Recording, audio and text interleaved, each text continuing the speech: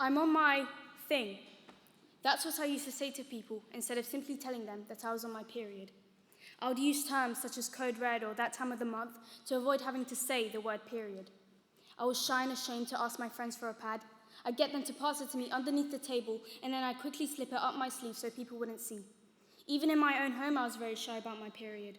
I felt shame about one of the most natural things in the universe.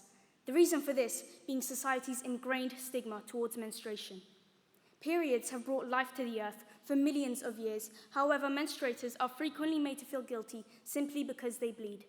In fact, 47% of people who menstruate have resorted to calling their periods something more pleasant, with time of the month being the most popular choice.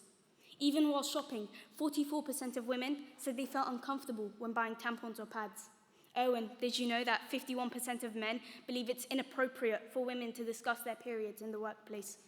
As a matter of fact, nearly 50% of women have had to deal with period shaming, with 1 in 5 being made to feel this way because of comments made by males. This is genuinely insane and shocking. I feel irked when I see these numbers. This breaks my heart because I know I also used to feel this way. A long time ago, when I was shopping by myself and was running low on pads, I didn't buy them because I was afraid of what the people around me would think. Instead, I had to wait until my dad got home so he'd get them for me. And by the way, I didn't even ask him. I got my mum to ask him because I was too shy to ask myself. What makes me wonder is why?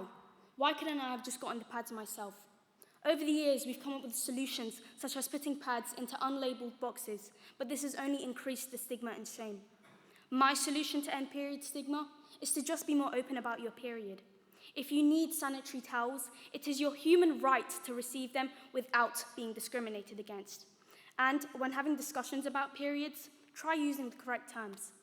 Sometimes I think to myself, why am I even speaking about this? I'm a 15-year-old girl, what would people think? But then I remember that I'm here speaking to you all today on behalf of the millions of menstruators who have felt shame about being able to bleed. I'm here to stop words such as dirty, disgusting, and unnatural being associated with periods.